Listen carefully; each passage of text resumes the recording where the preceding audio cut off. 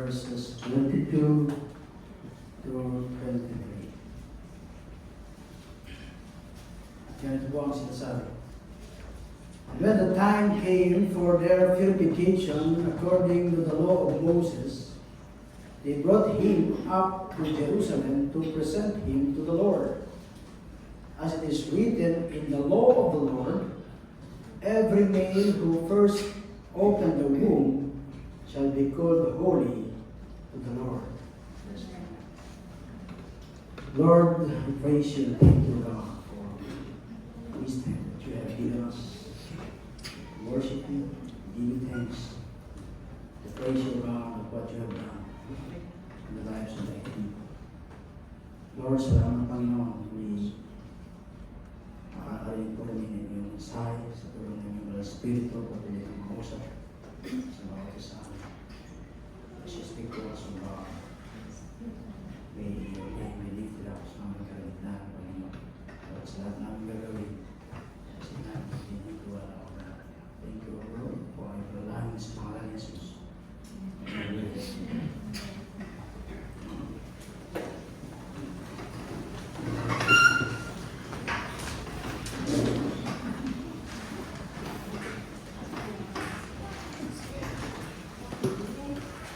Merry Christmas po.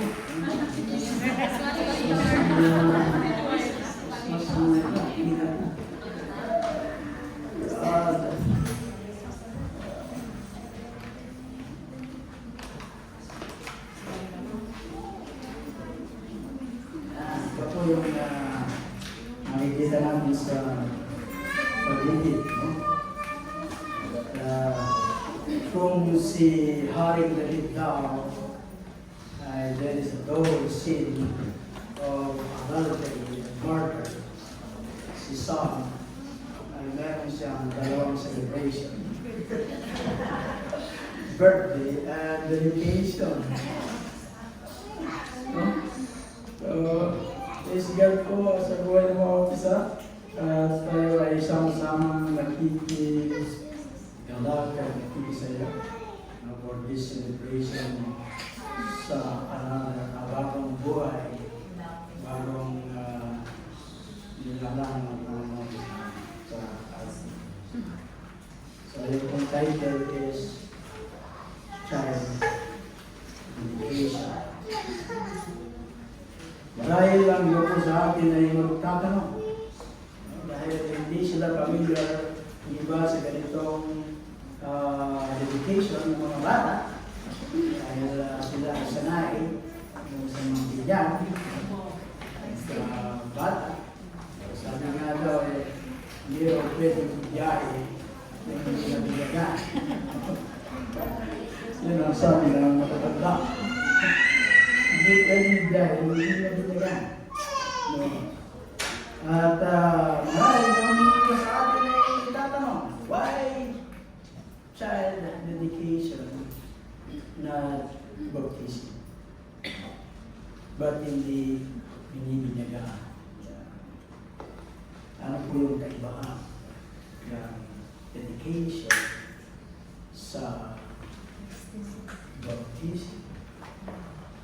At yung topic po natin dito ay yung child dedication na minodel ng parents at ng ating Panginoon Kristo. Siya ay 40 days old. Kasi 8 days circumcision, then 33 days and still as being yung parent, si Mary. So after 40 days, they will bring to the temple the child. Kung ito po ay boy, it's 40 days. Kapag girl, it's 80 days. Research ko na bakit mas matagal pag babae na lang. Bakit 80 days? At yun na lang 40 days. So yung book dedication is truly a parent commitment service. Parent commitment service. Ito po dito ay para sa mga magulang at yung kung gusto maging magulang. No? At ito po ay A parent promise to present or to offer their child to the Lord and to dedicate themselves to yung parent. Na palakihin yung kanilang mga bata for the glory of God. So, ano po yung goal nitong dedication? Helps parents recognize that they are steward of God's gift of children. Iwala po yung mga parent sa mga pinagkaloob na anak. To facilitate the parents' verbal commitment na palakihin yung kanilang mga anak in a Christian environment. At i-challenge daw yung mga parent na maging halimbawa in service and in worship for their children.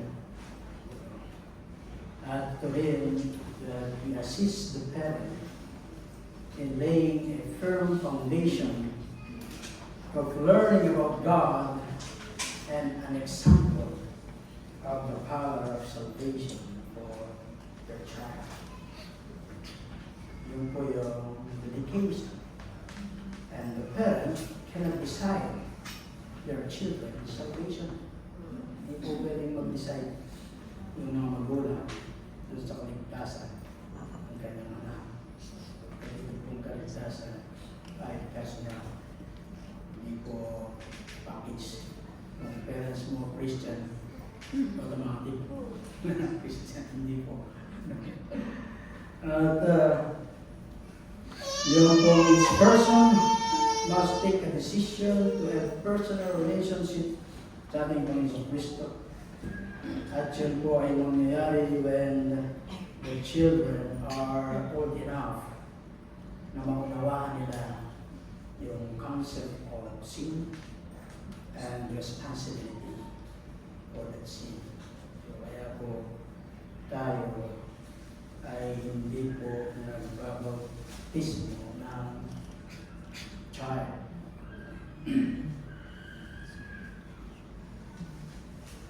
Parents must, however, lay a foundation through teaching and example that will help yung po mga bata to make the decision on the right time. So, meron pong tamang parang that accountability age na sinasabi na yung bata ay maunawaan niya yung kanyang belief at andun po yung pagkaunawa to reject or to accept the Lord Jesus as their Lord and Savior. So, yung age, minsan may maagang na mature sa mga bata at minsan naman ay matanda na bata isip pa. Kaya yung accountability age ay God yung kakaroon kung is already there. Yun po yung pong dedication is not a baptism. Hindi po siya a sacrament. Kagaya ng tinatawag natin is baptism and Lord's Supper ay mga sacrament po. Hindi po ganun yung dedication. It does not impart salvation on the child. No?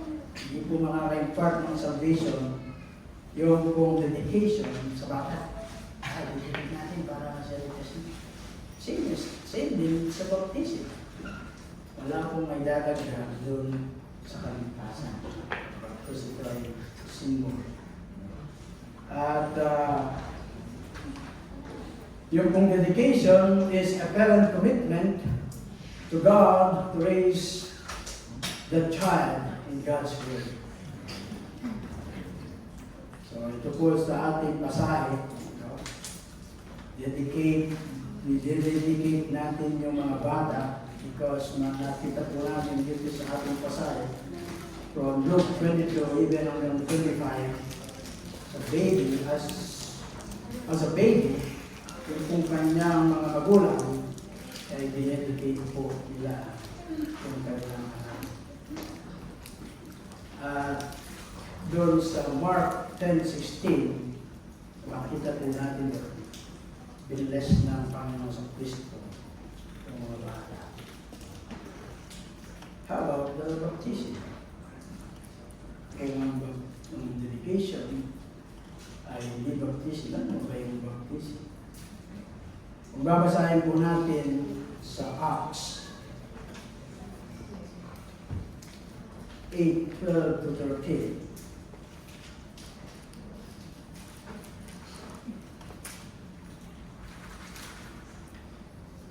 ito po yung sinasabi sa Acts 8:12-13. But when they believed, Philip, as he preached good news about the kingdom of God and the name of Jesus Christ, they were baptized, both men and women. Even Simon himself believed, and after being baptized, he continued with Philip and seeing signs and great miracles performed. He was amazed. So napag-aralan din natin sa mga Acts, sa mga makalipas na pag-aaral, no? After they believe, saka po sila yung mga nanampalataya. So yung ating Panginoon sa Kristo, no, ay minodel niya po itong dedication, minodel ng kanyang parents, at yung baptism ay minodel ng ating Panginoon sa Kristo, kung siya ay baptismohan ng Juan Bautista. No? So, kaya hindi tayo mag-baptize ng bata until they are old enough to articulate their understanding and belief. So, at sinasabi ko sa atin ng Biblia na yung baptism is a symbol of Christ's burial and resurrection. It is symbol of new life in Christ, a symbol that tells others that we are believers. Kapag po tayo ay nagpabautismo, we are declaring to the public that we are believers. So we were therefore buried with Him through baptism into death, in order that just as Christ was raised from the dead through the glory of the Father, we too may live a new life. Sabi po sa Romans 6:4. At may mga halimbawa po sa Acts, no, about yung bago binautismuhan ay nanampalataya na. Yung pong Ethiopian eunuch, no, kung alam niyo yung story niya. So, ang ipinaliwanag ni Philip yung gospel habang siya ay nasa karwahe, nang makarating sila dun sa lugar na may tubig, sabi niya, oh, may tubig doon. Anong magiging hadlang para ako ay mabautis na? At ang sabi ni Philip, nanampalataya na sa Panginoon Kristo. Kaya ikaw ay mabautis na. So, sabi ko ng Europe, nananampalataya. At yung pong Philippians jailer, anong gagawin namin? Sabi ko na, dahil dun sa kulungan, nakala niya, tumakas ito sila Paul and Silas. Dahil giniba ng anghel yung kulungan. So, yung makita nila, wala. Yung nakita, wala. Anong gagawin namin? Sabi niya, Paul, manampalataya sa Panginoong Jesus, ikaw ay maliligtas at ng iyong sambahin. Pero yung sinasabi kong katnan yung sa bayan, hindi po package deal, sabi ko nga kanina. Sila ay gagamitin, tayo ay gagamitin sa ating mga pamilya para sila rin naman ay magkaroon ng kaligtasan. A baby does not need to be baptized to go to heaven. Hindi po siya pinabautismuhan para makarating sa langit. Hindi rin po natin siya dinededicate para makarating sa langit. Yung bata. A child is under God's spiritual care until old enough to make a decision for Christ. So yun po yung kaibahan ng dedication at ng baptism. Marahil the idea na po tayo kung bakit tayo after the service ay dedicate po natin si Sama. Manunong pa ako kayo. Manunong pa. Okay. Hindi ko lang introduction. Kasi magtatanong kayo sigurado, bakit dedication? Ba't hindi baptism? Ba't hindi niya? Bakit dedication? Ano ba kaibahan? Yun po lang kaibahan. Kung nakinig po kayo. Pero kung hindi po kayo nakakinig, pwede po natin ulitin mamaya. Yun po lang kaibahan. No dedication at no baptism o binya na sinasabi po na dati ay ginagawa. But when we know the truth shall set us free. Simulan po doon sa verse 21. Doon po sa verse 21, at the end of the 8 days when he was circumcised, he was called Jesus, the name given by the angel before he was conceived in the womb. Yun po yung ating Panginoon Kristo. After 8 days, sabi ko nga po, siya ay tutulihin, circumcised. At when the day of circumcision, doon po siya papangalanan. Kagaya po ni John the Baptist. Anong dalhin po ni Zechariah, ang kanyang father, si Zechariah, at ang kanyang mother, because they are a godly parents. They are obeying the law. Sinusunod po nila yung law of Moses. Ang sabi po ay ipapangalan yung si John sa kanyang father na si Zechariah. But ang sabi ng ina, hindi. Papangalanan siya John. No? At tinanong yung ama, dahil hindi siya makapagsalita, binigyan ng papel, isinulat, at sila ay nagtaka. John. So, yun po yung sa circumcision. Same na ginawa rin sa ating Panginoon Kristo. Sapagkat, bakit? No? Nung po sa Genesis 17:10, sabi po ron, this is my covenant. Sabi po ng Diyos sa mga Israelites. Ito yung aking covenant sa inyo na inyong keep. No? Between me and you and your descendant after you. Every male among you shall be circumcised. In verse 11, sabi po, and you shall be circumcised in the flesh of your foreskin, and it shall be the sign of the covenant between me and you. And every male among you who is 8 days old, shall be circumcised throughout your generation. A servant who is born in the house or who is bought with money from any foreigner who is not of your descendant. po yung sabi ng Panginoon sa mga Israelita. And why did Jesus need to be circumcised? Bakit kailangan niya mahuli in 8 days?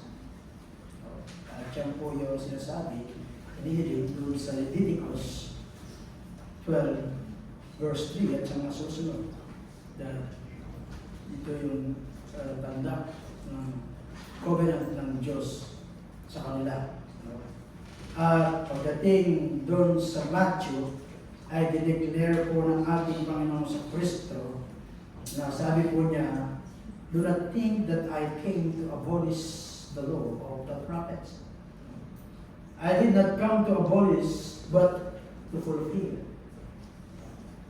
At doon din sa Matthew 3:15, sinabi rin ng ating Panginoon sa Kristo kay John, nung siya ay nag-hesitant na bautismuhan yung ating Panginoon sa Kristo, sabi po ng ating Panginoon sa Kristo, permit it at this time, for in this way, it is fitting for us to fulfill all righteousness. Ginanap po yung pag-circumcise sa ating Panginoon sa Kristo, hindi na dahil siya ay may kasalanan o may kasalanan, but to fulfill the law.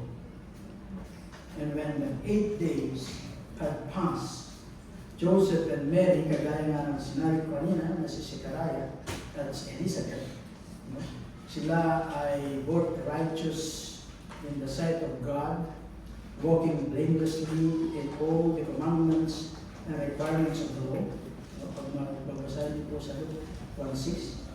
And so, sinunod po nila yung sa Genesis 7, which prescribe every male among you who is 8 days old shall be circumcised throughout your generations.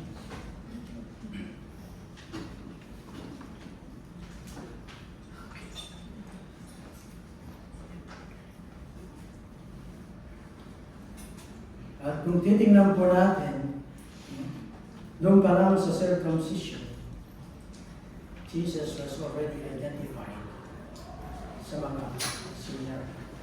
He was already identified.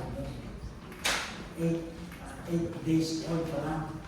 And the first suffering na kanyang dinanas for the sake of us, para sa atin, ay yung circumcision.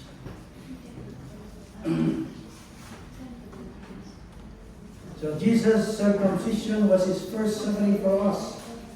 It symbolized the work the Savior did on the cross in dealing with our sin nature. So ito po in obedience sa Panginoon, ito pong si Mary at si Joseph gave him the name Jesus. Ang ibig sabihin, Jehovah is salvation. At babasahin po natin yung Matthew 1:21. Kita po natin doon. Pangangalanan mo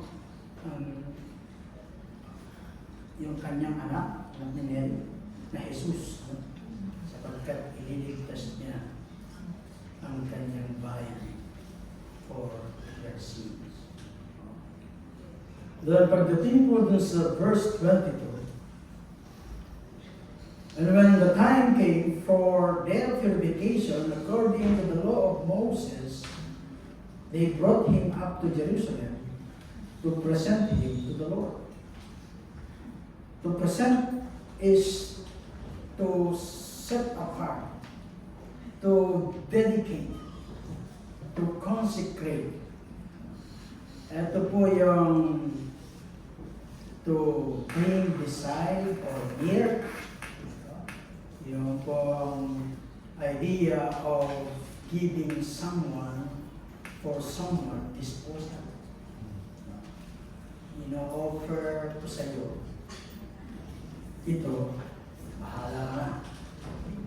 It's of your disposal. Ganun po yung present yung dedication, consecration. No?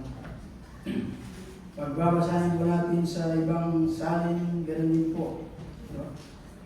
When it was time for their purification, offering as required by the law of Moses after birth of a child, so his parent took him to Jerusalem to present him to the Lord. Sa ibang salin, they called holy to the Lord. They dedicate to the Lord. Pag-usapan din po natin yung salitang holy. It is set apart.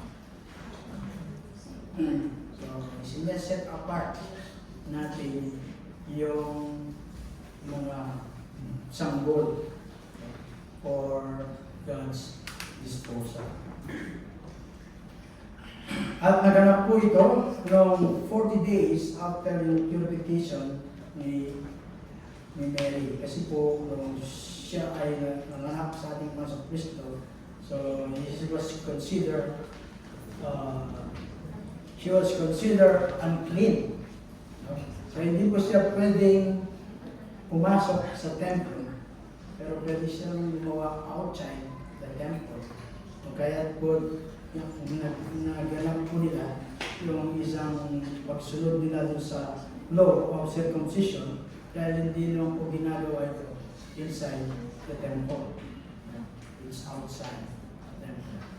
So, makikita po natin dito yung obedience, yung dedication, yung pagnanais nitong mga magulang, no, na i-present o i-dedicate yung kanilang sanggol sa Panginoon, sa Diyos. No? Sapagkat alam po nila na itong sanggol nito is a gift from God.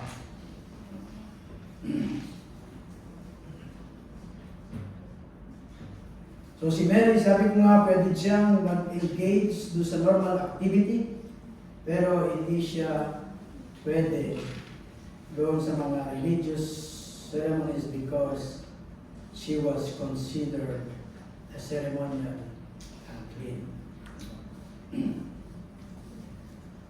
Yung law ay hinihingi po that yung mga male children be circumcised on 8th day after birth. No?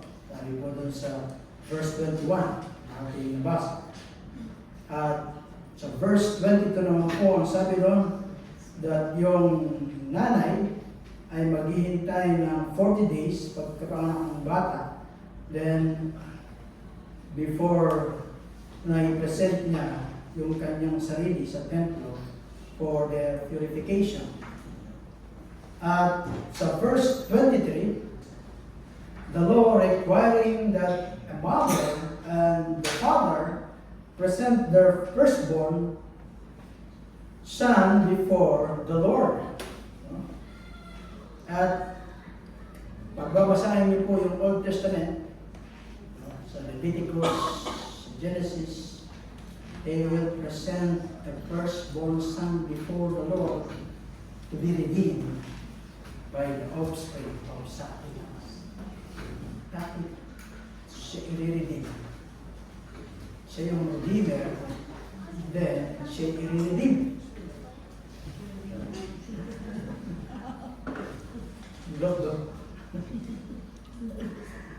The redeemer na in-offer is i-redeem. Sabi po ng kanilang law. So, yung pong pronoun na there, doon, sa verse 22, ay dito po daw ay nagkagulo yung mga scholar, kung sino yung mga there. Ayun. Because it involves a sin offering for both the mother and the child. Jesus was born under the law. Kaya kailangan niyang mag-undergo dun sa hinihiling ng batas. So yung pong firstborn, sabi po sa Old Testament,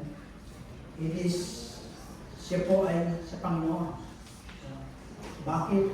Because yung pong istorya nung bago sila lumabas ng Ehipto, yung mga firstborn na Israelite ay slave ng Panginoon. So yung mga outside sa mga Israelite, even the beast, ay namatay po. At alam niyo na yung istorya. Natin ako kwento rito. Ubusan tayo ng oras sa meditation. No, yun po. The firstborn male child is of the Lord. Sa Panginoon. Kaya pino-offer nila ito sa Panginoon. Then you will redeem this child of a 5 shekel. 5 shekel po ay bibigay mo doon sa priest. Then, yung child ay redeem mo na. Yun po yung kanilang law dun sa Old Testament. Kasi it is sa Panginoon po yung bawat isa because God saved yung po kanilang mga firstborn baby. So yung po magandang makita natin dito na itong mga parents, itong ang ating Panginoon Kristo, they are a godly parent. No? They are obeying the law of Moses. Kung palamang pag-circumcise ng sanggol sa 8 days, ay inobey na po nila.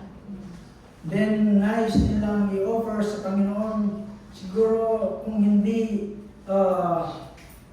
bawal sa kanila yung pumasok sa templo ng ceremonial unclean, hindi na siya aabot dun sa 40 days at i-offer nila sa Panginoon yung kanilang sanggol. But nowadays, ating panahon, nakapag-asawa yung sanggol. Hindi pa. Talaga, hindi pa nabinyagan. Nung ikakasal na, sasabay na lang yung linyag.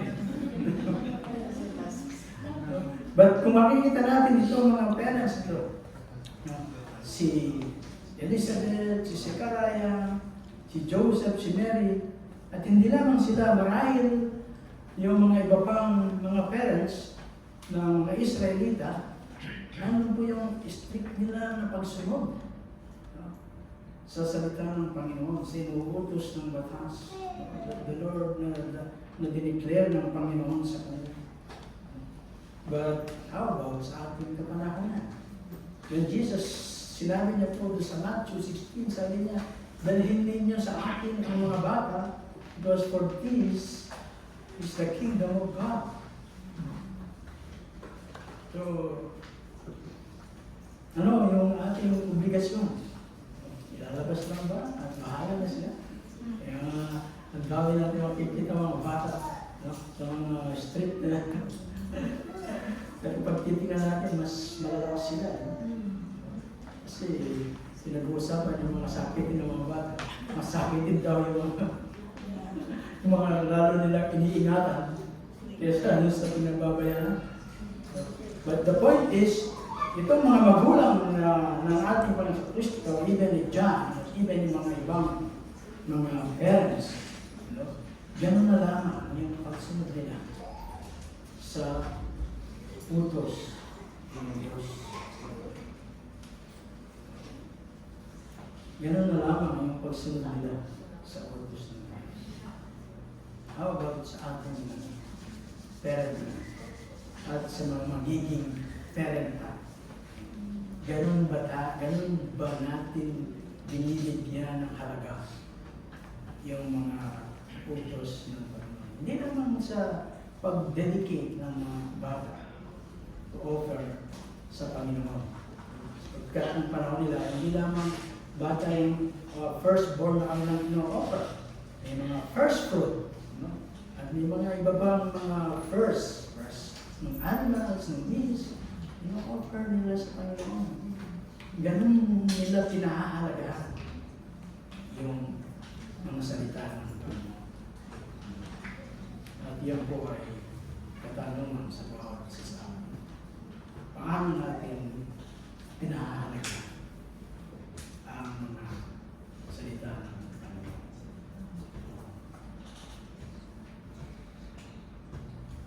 Ang ating Panginoon Kristo sabi nga, for He who knew no sin and who never was to know sin was already in His circumcision made sin for us. He was not much at 8 days in this world till He began to be numbered with the transgressor. Kasi po, yun po yung kanyang misyon nung siya ay nagkatawang tao. So hindi lamang po nag-umpisa dun sa cross o nung sa kanyang pagpasang ng krus papuntang Golgotha. Since pinanganak pa lang siya, ay i-identify himself sa mga makasalanan. Whereas born son was a lamb without blemish and without spot. But before he was a week old, he began to bear the sin of many. And as he began in the temple that day, after 40 days, so he continued every day to lead a life of pain and shame and blood shedding for our children, till he finished on the cross the sin atoning work his Father had given him to do. Umpisa pa lang sa kanyang pagsilang hanggang doon sa kanyang kamatayan doon sa krus ng Kalbaryo, upang tayo mga makasalanan ay magkaroon ng buhay na walang hanggan kung ating siyang tatanggapin bilang Panginoon at tagapagligtas. At yun po yung requirement for baptism. You should be saved. Kailangan ligtas ka. Hindi ba yung baptismo ka para ka maligtas? So the purpose of Jesus' presentation, yung unang purpose, is for the special ceremonial purification on the part of the mother. Kung sabi dito sa Luke, verse 22 and even 25, at kung babasahin po natin doon, sila po ay naghandog ng offering. Ano po yung hinandog?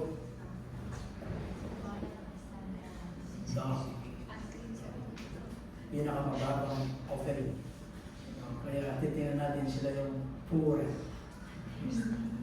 Kasi yung offering nila, yung pinaka-acceptable na mababang offering, yung dove. Yung po ang kanilang sin offering. The fact that she offers the dove shows that Joseph and Mary are the poorest of the poor, for which was allowable. Para maganap yung sinilita ni Isaiah, noon sa Isaiah 11:1, that Messiah will come from the stump of the house of Jesse. When the house of David is reduced to what it was in Jesus' day, they were reduced to the humble circumstances. Yung po yung unang purpose ng presentation ng ating Panginoon in the temple. And the second purpose, presenting the baby at the temple, is the redemption of the firstborn. Ito po nga kanina, as commanded po sa Mosaic Law, doon sa Exodus 34, verse 19. Sinasabi po ay ganito, the first offspring from every womb belongs to me, and all your male livestock, the first offspring from cattle and sheep, is belong to the Lord. I-emphasize po itong 30 verse 19 ng Exodus, the importance of the firstborn in God's covenant doon po sa kanyang bayan. Israel.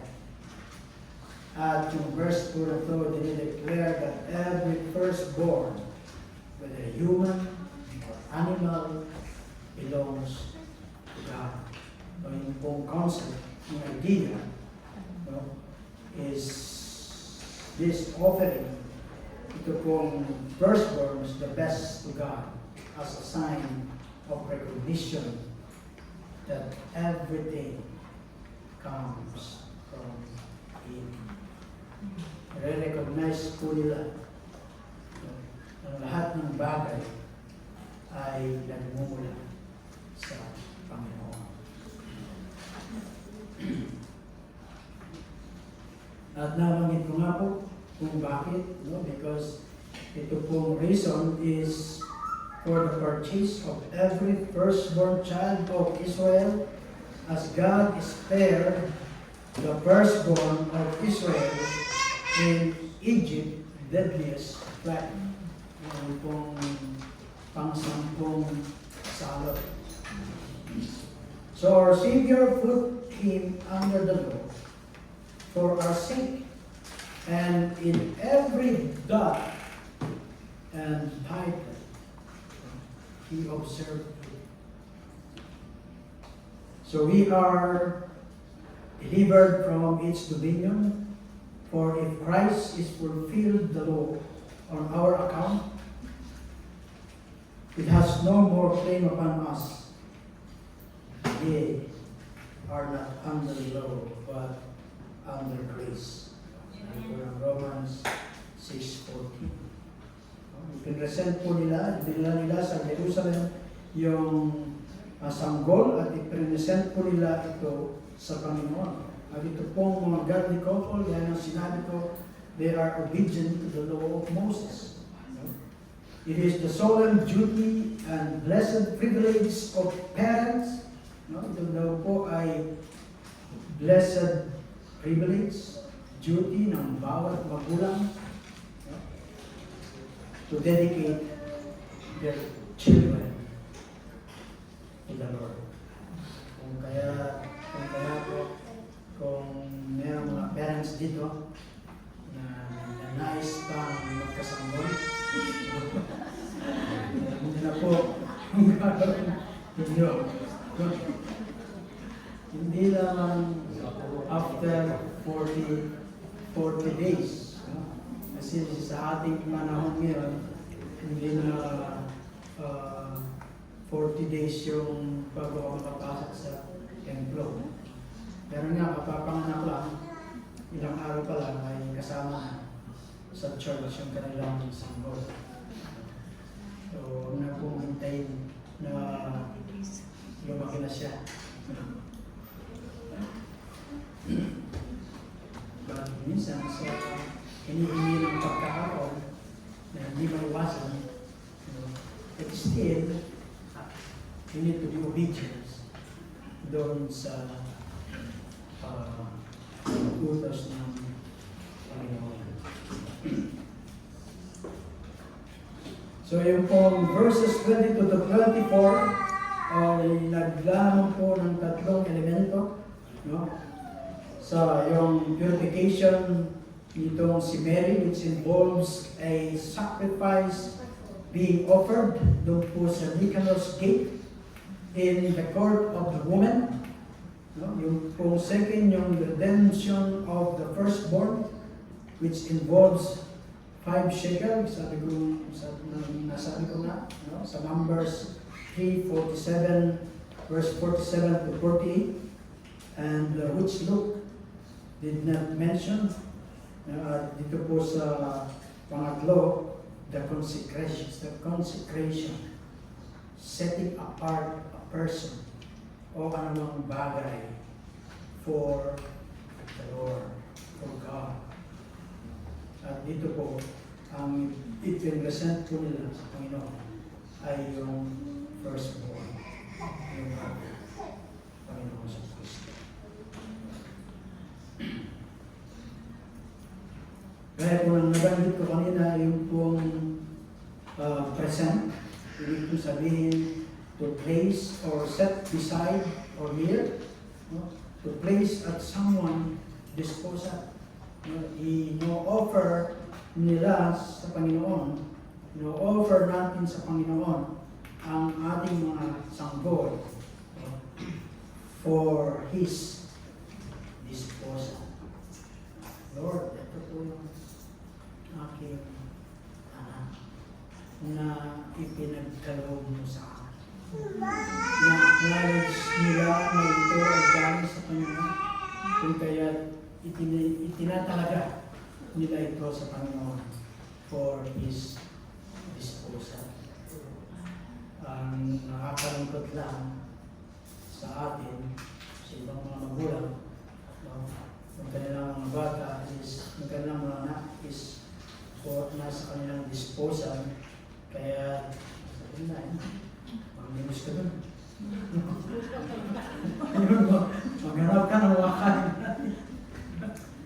So, iba po, yun po yung kaibahan. Kapag godly parents, at saka yung hindi godly parents, and if you are tinatag mo sa Panginoon for His disposal, yung anak ay lahat siya ng naayon sa nais ng Panginoon. At ano pong sabi ng Diyos dun sa Deuteronomy 6 para sa mga magulang? Ituro mo yung mga salita na ito na ating sinasalita sa inyo. Kapag kayo ay nakaupo, kapag kayo ay nasa hapagkainan o natutulog sa gabi, ilagay mo sa mga hambal ng iyong tuntuan. At ituro mo yung mga bagay nito sa iyong mga anak. Ano sinasabi sa Proverbs? Train yung mga anak para sila ay lumaki. Hindi nila iiwalayan. Yun po yung message na binibigay po sa atin dito, especially doon sa mga parents at sa magiging parent at sa mga nais na magiging parent. Yun po yung pag-ibig para sa mga natin. Pag minsan, tigas ng ulo ng ating mga iba-iba yung sinasabi. Kaya nga, pag sinabi mong napakabuo man, yun, dahil kanya siyang buo dahil natanim sa kanyang isip.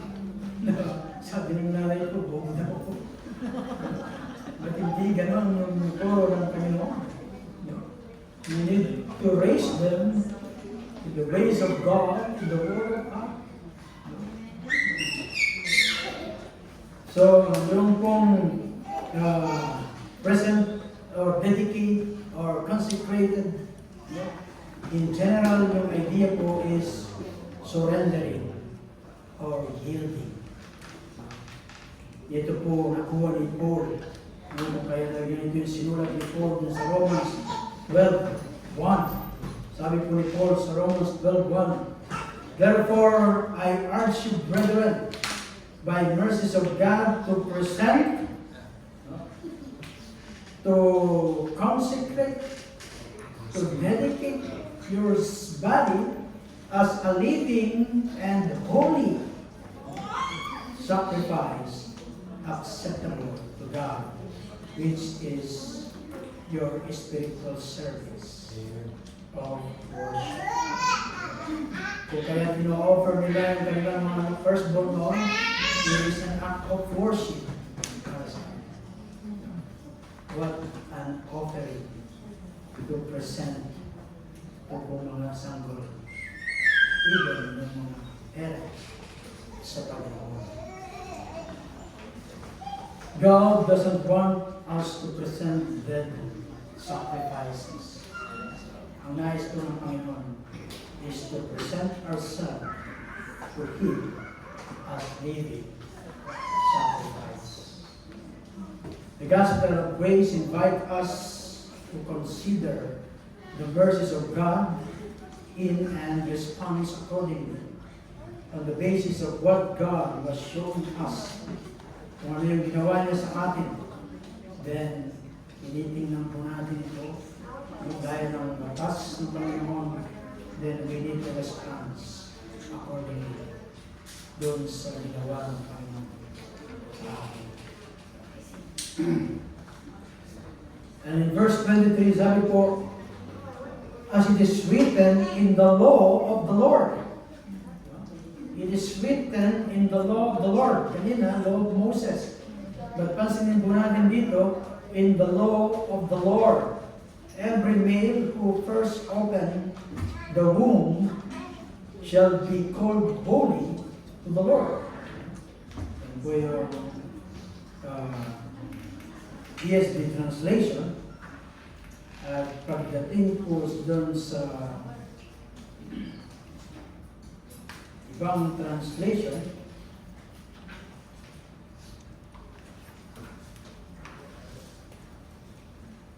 sa NLT. No?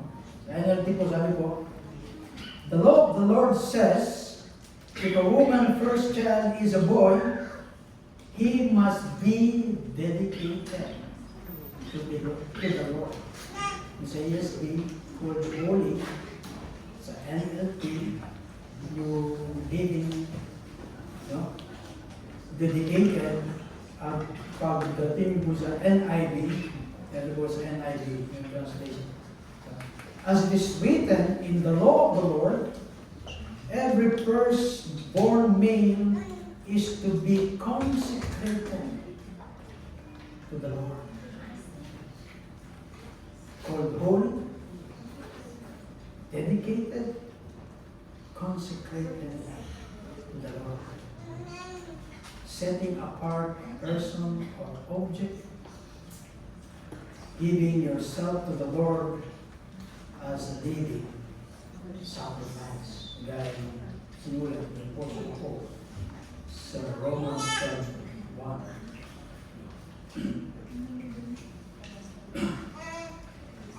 As it is written in the law of the Lord, sabi po yun sa ating pasahe.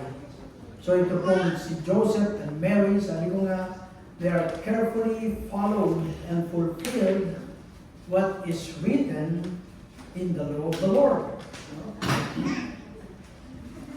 At yung pong law of the Lord, kanilang inobey o pinalo, yun nga kung sa Exodus chapter 13, no? Na sinasabi ron na the firstborn, every firstborn, the first offspring of every womb among the sons of Israel, both of man and beast, it belongs to me, sabi ng Panginoon. Yahweh claimed the firstborn of us his own. The remarkable things about this is that Yahweh did not keep the firstborn that was dedicated to him. Nung fully dedicated nila yung firstborn sa Panginoon kay Yahweh. Hindi po kinip ng pag-push, no? But allow the child to redeem by his parent or his mother. So, inallow niya na may balik sa atin yung mga sanggol. No? For what purpose? Bakit? Sabi niya, sa akin ng mga ito. Ba't hindi niya kinip? No? Ibinalik niya, inalaw niya. So, meron pong kaakibat na responsibility. Hindi lang binalik sa'yo para wala kang gawin. Meron pong responsibility na dapat gawin yung parents. No? At mamaya, even yung mga godparents, no? And even the church, may responsibility dapat gawin. Yahweh did not keep the firstborn that was dedicated to him, but allowed the child to be redeemed by his father. It was an acknowledgement that the life of a child belongs to God, as on the redeemed from death, and that the child represent the family. The family. Thus, The observance refer to the dedication of all the redeemed to God. At makapansin po natin, no, yung the law of the Lord. No? At marami daw beses ito nabanggit dito sa Luke Gospel. No? At yun po ay maingat na sinunod itong mga magulang ng sanggol. Sapagkat sabi nga, they are under the law na sinasabi ng Galatians 4:4. No, ini-emphasize po ng Galatians 4:4 that Jesus was under the law. That's why even na he was hindi siya makasalanan o hindi siya magkakasalan. But ginanap nila yung mga bagay ito upang matupad, upang tuparin yung hinihiling ng kautusan. At ganoon din yung sinabi ng ating Panginoon Kristo nung siya ay bautismohan ni John the Baptist. So the presentation of which dito po sa verse 22, no, ay nandun po yung redemption, the payment of ransom fee. On the 40th day, the redemption was Jesus himself redeemed. Kung titingnan po natin, he was the Redeemer, but still, he was redeemed. Right?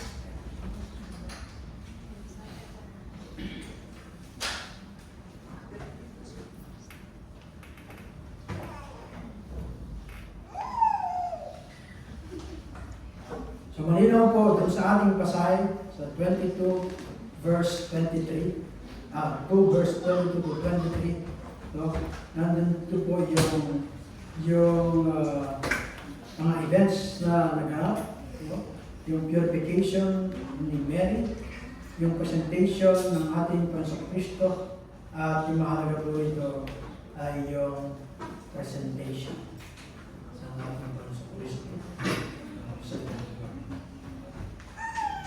Presentation is more important of the two, since purification is mentioned primarily to state when Jesus' presentation is in the temple took place. So ito pong si Luke, i-emphasize niya po yung reverend, yung piety, no, parents po itong si Jesus na si Mary and Joseph in obeying and honoring God by observing the requirements of the Jewish law noong panahon. At sa ating kapanahonan ay wala na pong hinihiling na days.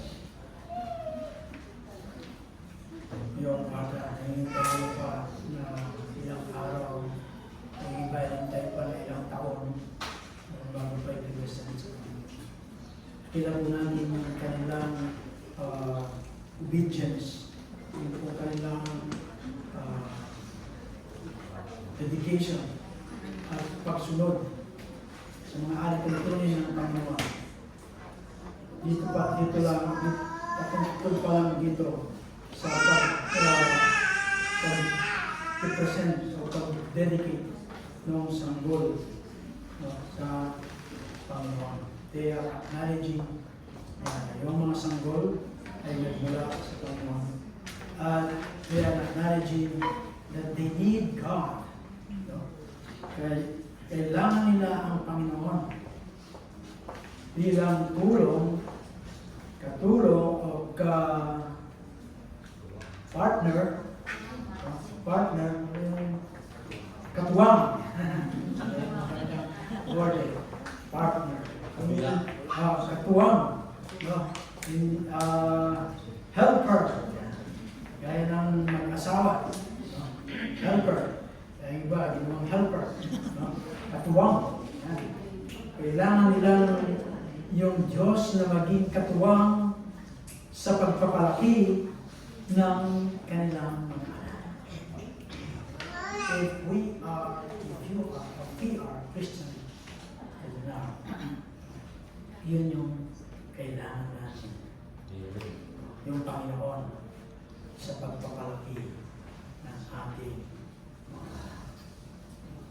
At meron tayong responsibility upang sila'y gabayan, maturuan ng mga ways and word ng Panginoon upang sa takdang edad na maalaman na nila yung tama at mali, yung understanding nila sa pananampalataya, ay one day sila rin ay lumapit sa ating Panginoon Kristo, mag-repent, tanggapin siya bilang Panginoon tagapagligtas. That's yung pong malaki responsibility ng ating na tayong mga kapatid. So, kaya po tayo ay hindi nagbabautismo ng sanggol because hindi pa po nila maunawaan. Kaya kahit magkatanda na po, kapag hindi nila naunawaan yung pagbabautismo at hindi sila safe, hindi din po namin sila binabautismo. So we offer the children to the Lord because we acknowledge that sila po ay mula sa Diyos at kailangan natin katawag ang Diyos sa pagpapalaki sa kanila in the knowledge and ways of God. Kaya po ng utos ng ating Panginoon Kristo, all the power is given unto me. Hindi po niya sinabing baptize them. Kagad. Sabi po niya, turuan mo na sila. At pagkatapos, baptize sila sa mga Espiritu.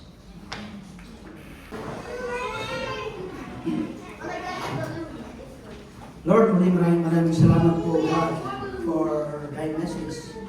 Lord, salamat, Panginoon, sa tulong ng Espiritu, Panginoon, we pray na yung mensahe mo po sa bawat isang amin, especially, Lord, sa mga parent at sa magiging parent, Panginoon.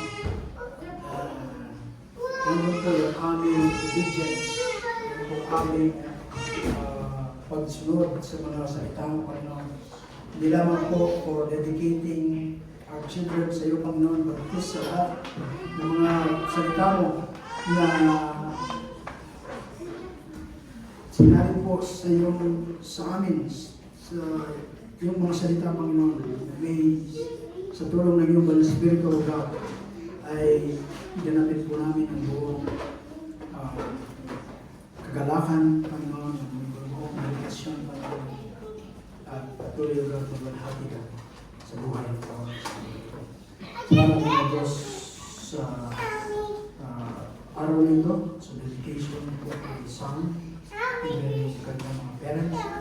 We pray, Lord, na patuloy mong gabayin, ng mga spirit, patuloy mong pag-iingat, ang unang Panginoon, ang sa nakisisang Panginoon,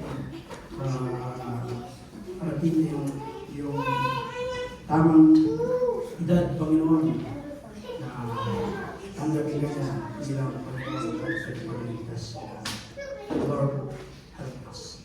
Help the parents, help the godparents, help the congregation, Panginoon, to be a part of the life of some sa itutulong mo, Diyos. Lord, salamat po ulit sa hapon mo sa itigasan. Ang puri namin ay masasalamatan. Gawain panalangin sa pangalan ng Jesus. Amen. Amen. And benediction. Now to him who is able to keep you from stumbling and to present you blameless before the presence of his glory with great joy.